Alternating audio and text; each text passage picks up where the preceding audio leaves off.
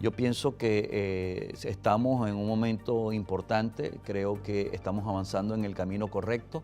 Sin embargo, pues como he dicho en varias oportunidades, llegó también el momento de acelerar un poco el carro y mostrar los dientes ante estos individuos que si no se detienen con anticipación, cuando lo vayamos a hacer ya será absolutamente tarde. Cuando el mundo descubrió que Hitler o Mussolini eran una amenaza para el mundo, fueron muchos los que se unieron y decidieron que tenían que actuar. Yo soy de la teoría que aquí muchos tienen que unirse y darse cuenta que Nicolás Maduro, Diosdado Cabello, el señor Tarek El Aissami y otro grupo importante de individuos que tienen y hacen vida en el régimen de Venezuela son una amenaza, insisto, no para Latinoamérica, no para América, sino para el mundo. ¿Cómo hizo Iván Simonovic, ex jefe de la policía de Caracas, Venezuela, para terminar siendo un prisionero político condenado a 30 años en prisión? ¿Cómo escapó? ¿Cómo transformaron los regímenes socialistas de Hugo Chávez y Nicolás Maduro a Venezuela? ¿Y cómo se instalaron organizaciones terroristas y criminales como Hezbollah en Venezuela, aparentemente con el permiso del régimen? En este episodio nos sentamos con Iván Simonovic, actual comisionado especial para la seguridad e inteligencia en el gobierno de transición de Venezuela encabezado por Juan Guaidó y enlace con el Departamento de Estado de Estados Unidos. Esto es American Thought Leaders y yo soy Jan Jekielek.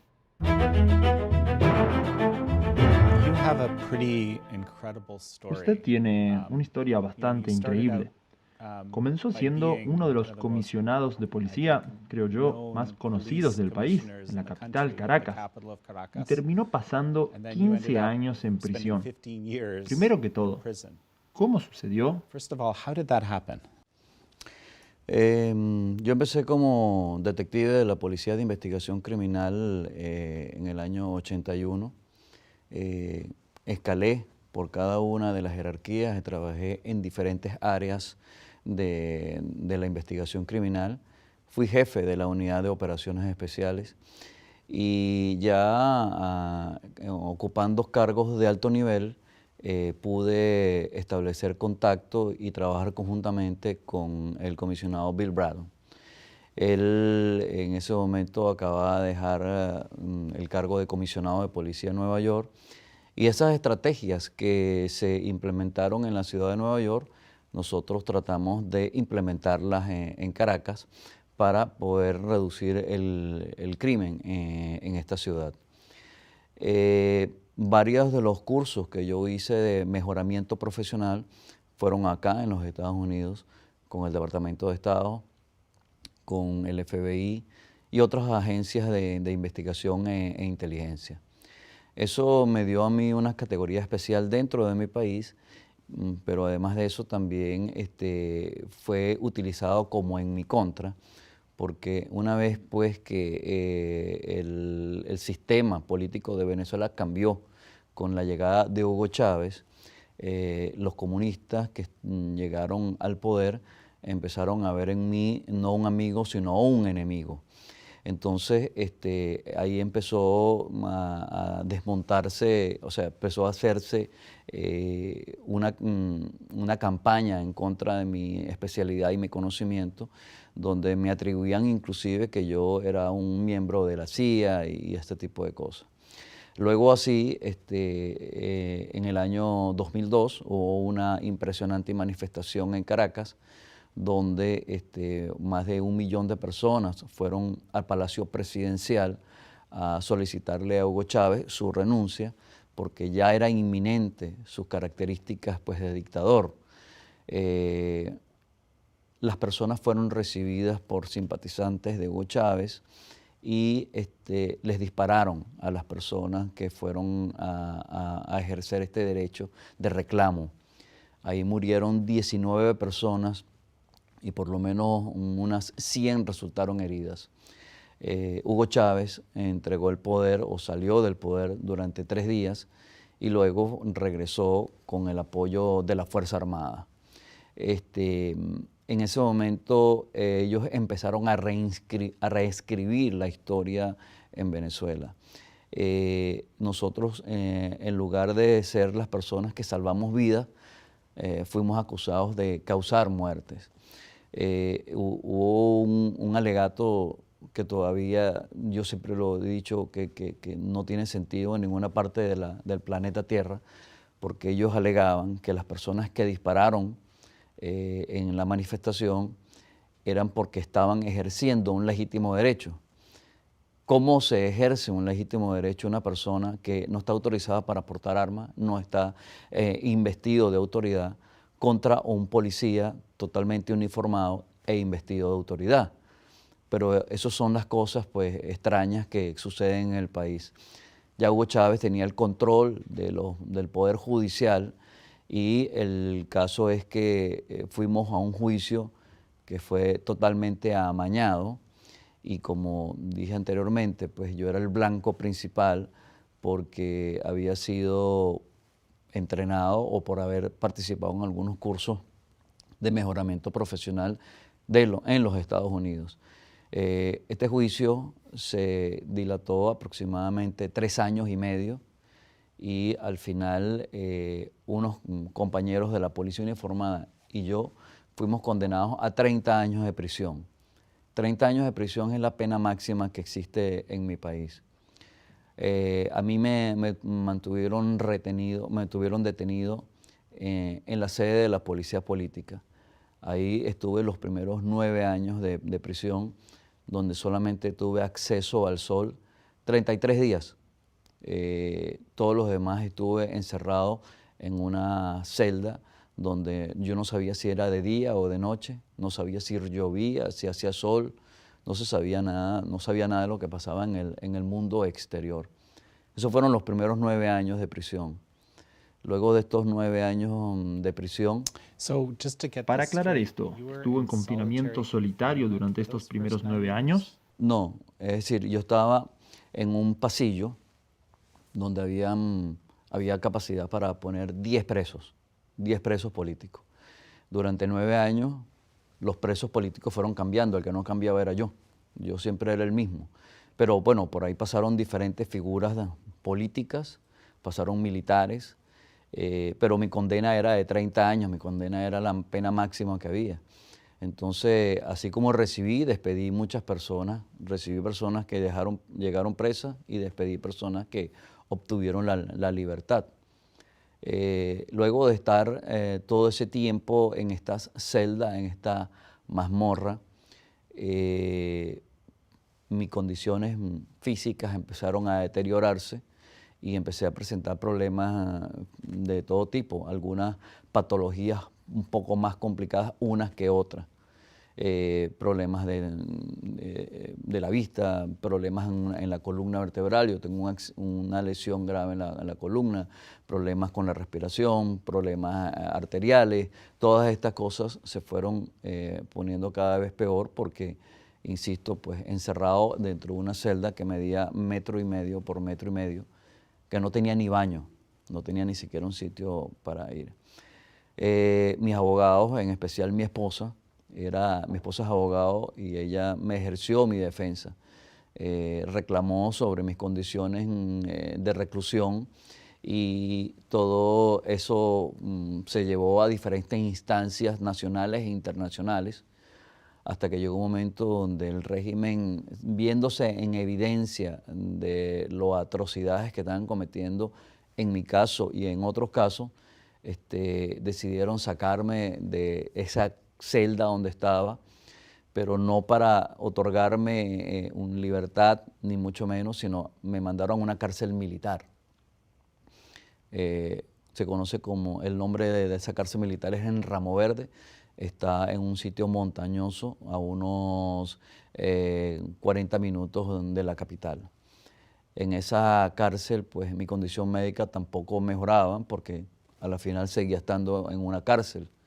Luego de esto, pues, insisto, el equipo de abogados y las presiones internacionales, habían presiones inclusive de los dirigentes políticos de oposición sobre mi condición y bueno, fue cuando el régimen permitió que yo estuviese casa por cárcel, ¿no? Es bueno aclarar que ya yo tenía allí gran parte de la pena que la había cumplido, y como en todas partes del mundo, cuando una persona está detenida y cumple parte de la pena, le corresponden una serie de medidas alternativas para terminar de cumplir la pena. A mí desde el año 2012 me correspondían medidas alternativas al cumplimiento de la pena, pero el régimen no permitía que yo tuviese esa libertad condicional como se le conoce usualmente. Luego, estando en mi casa, pues tampoco recibía atención médica, no me trasladaban. Yo no tenía permiso de visitas, yo no tenía autorización para reuniones. Era fotografiado entre 6 y 8 veces al día para verificar que yo estuviese allí. Tenía un grillete electrónico en mi pierna y tampoco tenía la posibilidad de ver a los médicos. Así que mi condición médica mejoró en algunas cosas porque obviamente pues estás en tu casa, la atención de la familia, todo eso hace que de alguna forma tu estado de ánimo y tu estado mental y tu condición física mejore. Pero problemas que habían que atacar desde un principio no se podían atender. Es así como pasaron casi unos 4 años y luego el año pasado de un evento que se suscitó en Venezuela que se conoce como el 30 de abril, donde hubo un intento de golpe, de que los militares se alzaron en contra del presidente Maduro. Empezó a surgir el tema que muy posiblemente me regresarían a la cárcel a mí. El presidente Guaidó había firmado un documento donde a mí, luego, si se daba la instauración del gobierno total del presidente Guaidó, yo saldría en libertad. Eso llamó la atención de los militares y del entorno del presidente Maduro, y empezó a circular la información que me volverían a la cárcel. Yo tengo muchos compañeros que todavía son activos y ellos me advirtieron pues, de que eso muy posiblemente sucedería, que me trasladarían de nuevo a la cárcel. Yo en ese momento tomé una decisión y pensé, yo a la cárcel no regreso, así que o es la libertad o es la muerte. Es por ello pues que el 6 de mayo del año pasado, con la ayuda de algunos compañeros activos de la policía, hice una operación, salí por la parte trasera de mi casa porque el frente de la casa estaba custodiado por unos 12 hombres de la policía del régimen. Por la parte de atrás de la casa, como tengo conocimiento de tácticas policiales, hice un descenso en rapel. Luego tomé un vehículo con unos compañeros. Estuve como en 3 sitios diferentes, escondido durante más o menos 3 semanas en Caracas. Luego de esto, pues, me movilicé hacia las costas del país. De las costas del país pude agarrar una embarcación que me llegó hasta una isla, y de esta isla pues tomé un avión con el que aterricé finalmente acá en los Estados Unidos. Gracias al apoyo pues, del gobierno del presidente Trump, a la aceptación que hay del reconocimiento del presidente Juan Guaidó, todas estas cosas han sido posibles. Luego de estar aquí, de ya haber aterrizado y atendido ya asuntos personales, el presidente Guaidó me ha nombrado, soy la persona encargada, el comisionado de seguridad e inteligencia del presidente Guaidó con respecto al gobierno de los Estados Unidos. Ese es el cargo que actualmente desempeño. Y mi trabajo es establecer las relaciones e intercambio de información, no solamente con las agencias norteamericanas, sino con todas las agencias policiales, que es lo que toda la vida hice, pues, mi trabajo de investigación criminal y en este caso, pues, aportar toda la información y todo lo que sea necesario que sirva para erosionar el régimen que actualmente tenemos en Venezuela. ¿Cuánto tiempo pasó desde el momento que escapó de su casa hasta entrar a Estados Unidos? ¿Cuán largo fue este tiempo? Más o menos 3 semanas y algo, o sea, yo diría casi un mes desde que escapé de mi casa hasta que pude aterrizar acá en los Estados Unidos. Mi familia, mi esposa, por cuestiones personales, no se encontraba en el país y entonces para mí también eso fue algo que era importante, puesto que yo sabía que, como ha sucedido en otros casos, si yo escapaba y ella estaba allá, hoy en día la detenida fuese ella, pues. Mi casa fue incautada por el régimen, me la quitaron, la tomaron para ellos. Un abogado del equipo que trabaja para mí está preso, lo tienen detenido de una manera totalmente ilógica, porque si mi esposa no sabía, ¿cómo le iba yo a decir a un abogado? Esto era una información que era absolutamente, había que manejarla con muchísima discreción, con muchísima serenidad, puesto que se evidenciaba con las actuaciones del régimen que si ellos llegaban a detectar lo que yo estaba haciendo, sencillamente pues ellos actuarían y posiblemente yo terminaría muerto, como han terminado algunas otras personas que son opositores del régimen de Nicolás Maduro. Noté en sus fotos que tiene unos hermosos hijos. No estaban en el país tampoco, ¿es así? Sí, tengo una hija mayor que vive acá en los Estados Unidos. Ella vive en Denver, Colorado, está casada con un ciudadano americano. Y tengo 2 hijos que viven en Alemania. Ellos, por parte de mi esposa, pues tienen la nacionalidad, el pasaporte europeo, y ellos estudiaron en un colegio alemán. Y dado pues que las circunstancias que estaban alrededor de nosotros en Caracas, lo mejor era que ellos salieran del país. El apellido mío no es un apellido muy común en el país, así que cada vez que ellos decían el apellido, por supuesto, pues llamaban la atención. Entonces, bueno, finalmente ellos terminaron haciendo su vida en Alemania y es donde están culminando sus estudios universitarios.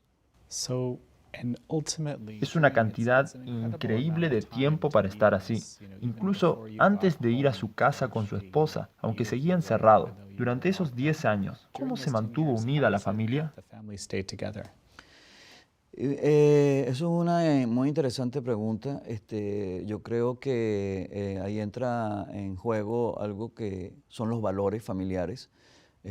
Mi familia, gracias a Dios, tiene unos muy fuertes valores familiares y eso es lo que nos mantiene unidos.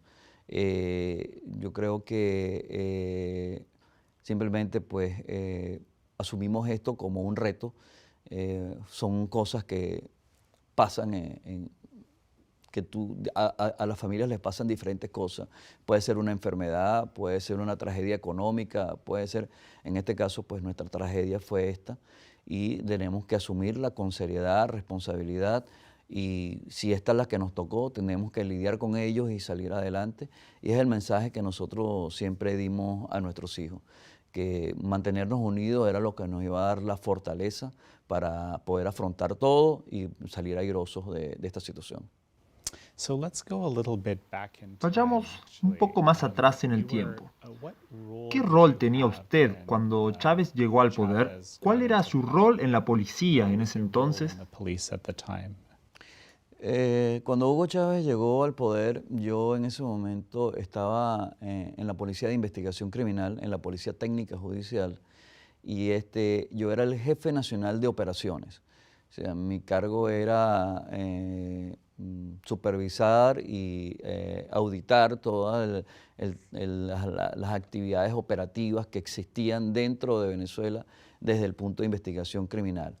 Y apoyar pues, en actividades que fuese necesario, operaciones tácticas, operaciones especiales, como mencioné anteriormente, yo parte de mi carrera la dediqué a la parte táctica y es por eso pues que hice carrera allí. Luego de esto, yo fui pedido en comisión o prestado como comisionado de seguridad de Caracas nada más. La policía donde yo pertenecía era nacional, pero me pidieron simplemente para que me encargara de resolver el problema de la criminalidad en Caracas. Es en esos momentos donde por mis vínculos con la policía de Nueva York conocí al comisionado Bill Bratton y alguno de su staff. Y entonces empezamos a trabajar y a diseñar sobre unas estrategias, las mismas que se aplicaron en Nueva York para la reducción del delito. Queríamos hacer un espejo de esta en la ciudad capital de Caracas y reducir los delitos. Lamentablemente, pues no pudimos avanzar mucho porque, como comenté e insisto, pues la presencia del señor Bill Bratton y los entrenamientos que yo tuve con las agencias en los Estados Unidos me ponían como el enemigo ideal del régimen, porque ellos son de tendencia socialista, comunista, y bueno, desde un principio, pues como se ha visto a través del tiempo, ellos han tenido animadversión, odio a todo lo que representa el suelo americano, el gobierno americano. A eso quería llegar en realidad. Comenzó a responder mi siguiente pregunta, la cual es: ¿cómo cambiaron las cosas desde antes de Hugo Chávez hasta después? ¿Nos puede dar un panorama de cómo cambiaron las cosas? Y luego, por supuesto, el régimen de Maduro. Ok, para empezar, que el gobierno de Hugo Chávez es un gobierno títere que empieza con su control desde Cuba. Fidel Castro, cuando estaba vivo, pues adoptó a Hugo Chávez como su títere en Venezuela. Ellos les interesaba por dos razones, una de ellas y la más importante, el dinero. Cuba, como he sabido, pues es una isla pues, que no tiene forma de subsistencia a menos que tenga apoyo de países externos. Durante una época Rusia se prestó a esto, pero ya no lo hace. Entonces su única forma de sobrevivir era teniendo el apoyo de algún país que subsidiara todo lo que sucede dentro de la isla de Cuba. Entonces,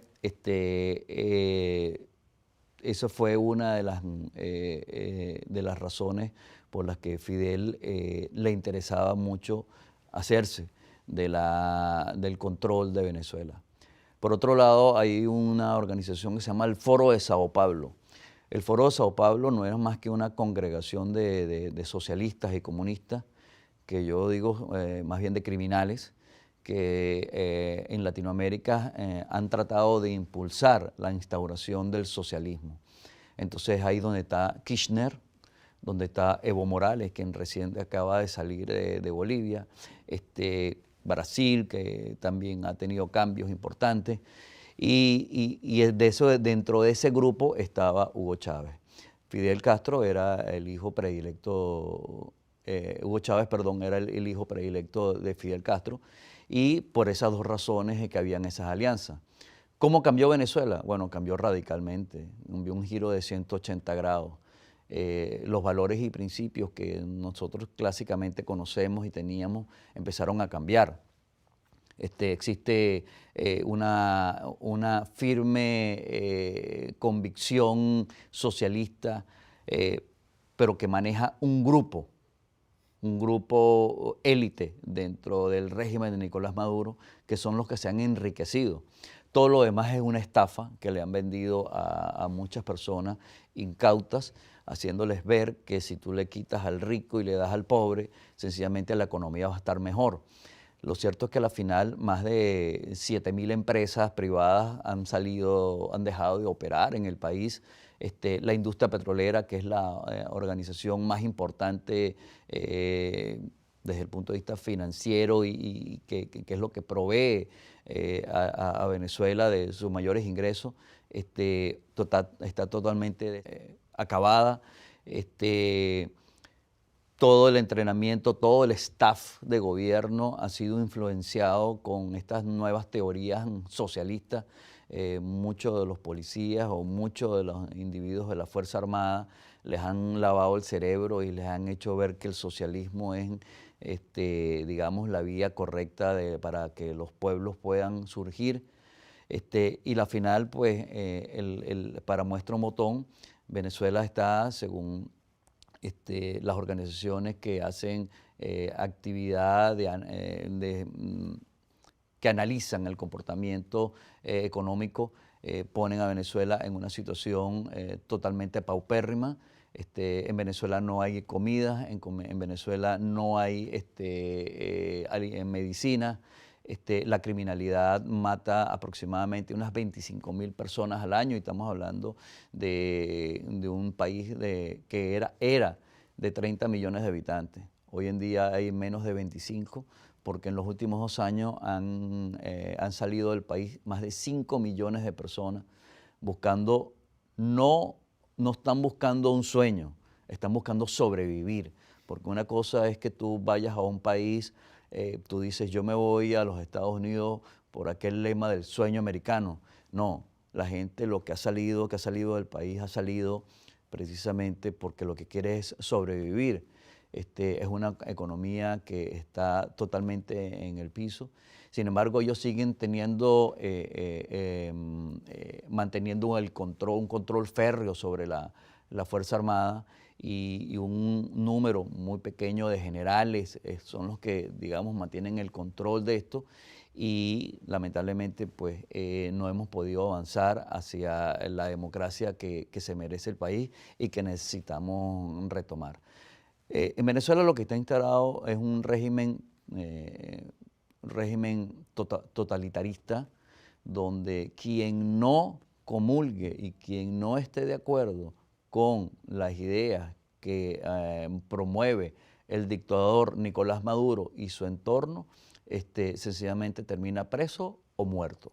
Las sanciones que se le han puesto a Venezuela, que son sanciones personales, sanciones a individuos, y la forma como se ha manejado todo el tema de asfixia financiera al régimen de Nicolás Maduro, lo que ha hecho es abrir una puerta, por otra parte, a fortalecer las alianzas con organizaciones criminales internacionales, que son, por ejemplo, la FARC, que ya tiene años trabajando con Nicolás Maduro y con Hugo Chávez, el ELN, otra guerrilla colombiana que tiene años trabajando con Nicolás Maduro y con Hugo Chávez, organizaciones terroristas de amplia reconocida como Hezbollah. El brazo armado de Hezbollah tiene operaciones en Venezuela. El sur del país, algo que se conoce como la Faja del Orinoco, ha sido entregada a estas organizaciones terroristas y ellos de allí hacen 2 actividades criminales. Una de ellas es la explotación de la minería, la explotación de todo tipo de minerales que hay allí. Ahí hay diamante, hay hierro, hay cobre, bauxita, y por otro lado el narcotráfico. Todo ese dinero se utiliza para poder mantener a estas organizaciones operativas. Las organizaciones criminales hoy en día funcionan como las empresas. Tienen un área operativa y un área financiera. El área operativa es la que se encarga de hacer las cosas, pero el área financiera es la que se encarga de manejar el dinero, el flujo de caja que permite que las cosas operativas funcionen. Hezbollah es auspiciado, es una organización auspiciada y alimentada por el brazo, por Irán. Y eso no es nuevo, o sea, de esto se ha escrito y se ha hablado muchísimo. ¿Qué hicieron hace poco 2 o por lo menos unos reconocidos integrantes del régimen de Nicolás Maduro cuando sucedió el evento del señor Soleimani? Bueno, ellos salieron a rendirle honores en Venezuela. ¿Por qué? Porque Venezuela, el régimen de Nicolás Maduro, quiere mantener una alianza importante con Irán, porque les ayuda a crear, a que en Venezuela se implante un terrorismo, y es la lavadora de dinero del resto del mundo. Como lo he dicho en algunas oportunidades, Venezuela hoy por hoy es la lavadora de dinero más grande del planeta, porque es el régimen completo que se presta. Cualquier organización criminal, dedíquese a lo que se dedique, tráfico de órganos, tráfico de droga, tráfico de diamantes, lo que usted quiera, necesita legitimar capitales y lo que tiene es que hablar con las personas que están vinculadas al régimen de Nicolás Maduro para que le faciliten, le abran las puertas y los protejan dentro del territorio de Venezuela para que ellos puedan hacer libremente todas sus actividades criminales.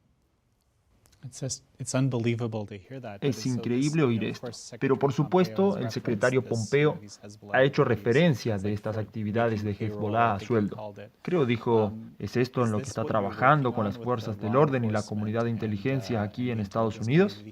¿Son estos asuntos o hay algo más? Sí, parte de mi trabajo es recabar toda la información que alimenta los casos y lleva a concluir que efectivamente pues, este régimen facilita, ayuda, presta, colabora con organizaciones importantes criminales del mundo. Esto no es ningún secreto. O sea, el señor Pompeo lo sabe, así se han planteado en las diferentes instancias del gobierno americano. Hay dos trabajos importantes que se han estado haciendo. Parte de este trabajo lo hace el diputado Carlos Paparoni, maneja toda la parte financiera y él conjuntamente pues, con las oficinas encargadas de auditar estas operaciones internacionales, ha llevado pruebas de ese movimiento irregular de dinero que evidencia que son actividades criminales y terroristas. Y por mi parte, yo llevo información veraz sobre la presencia de estos grupos en Venezuela. Yo había mencionado en algunas oportunidades, por ejemplo, el caso del que era vicepresidente del área económica, Tarek El Aissami, actualmente nombrado en la industria petrolera.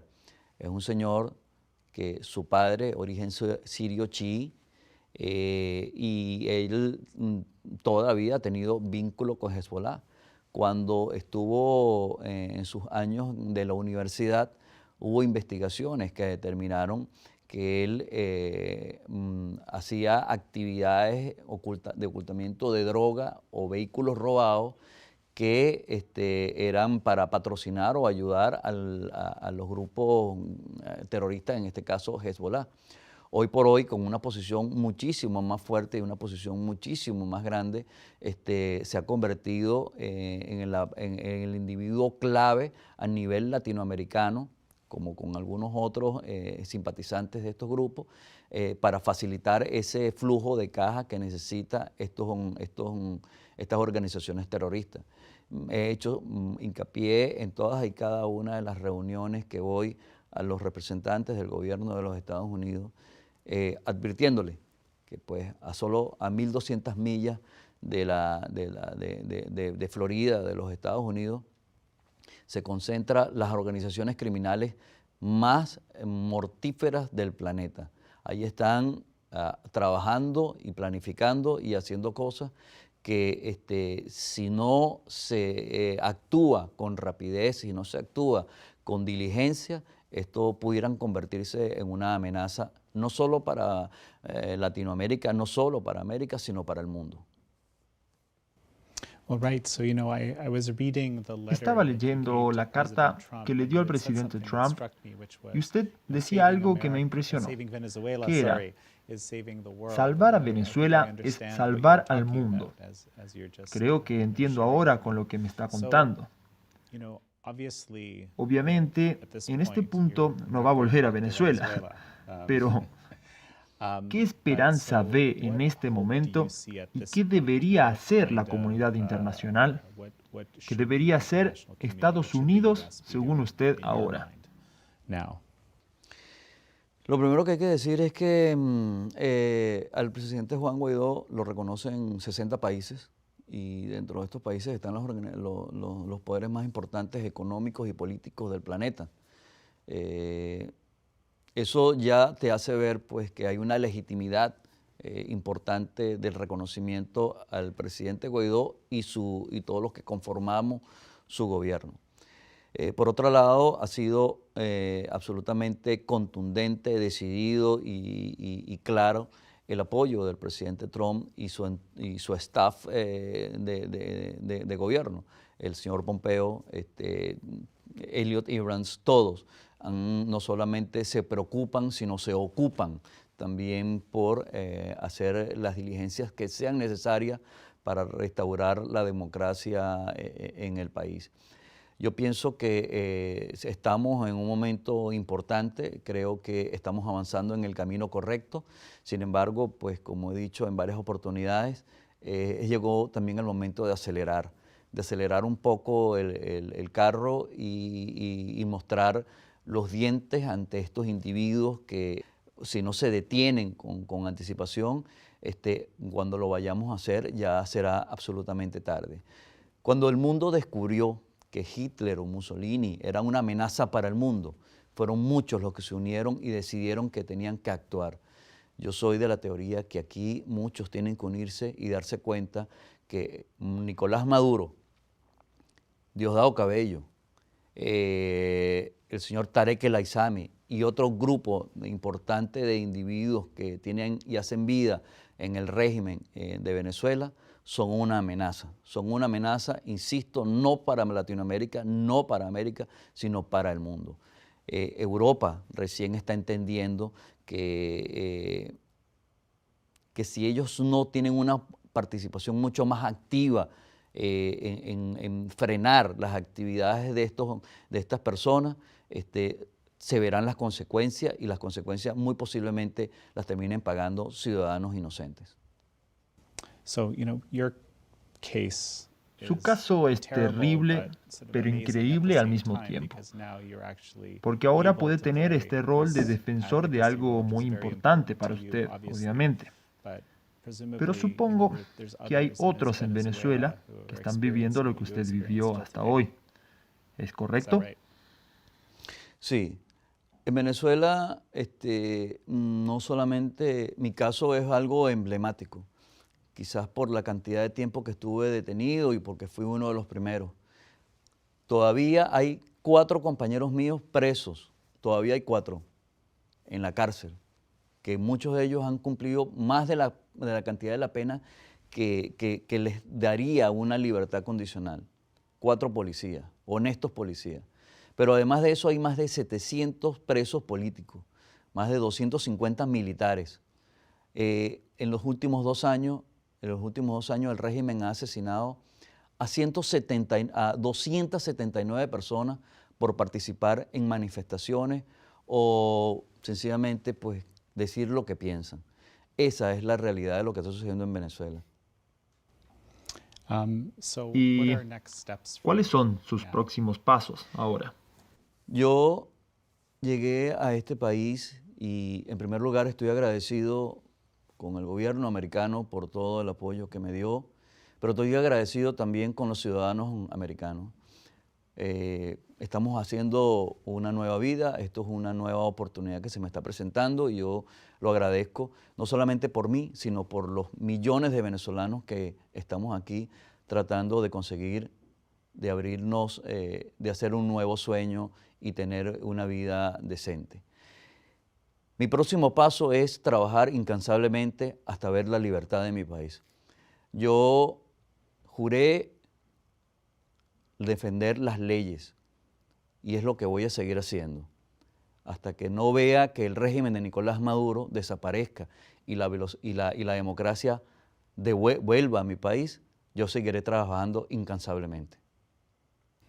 Le agradezco mucho. Gracias.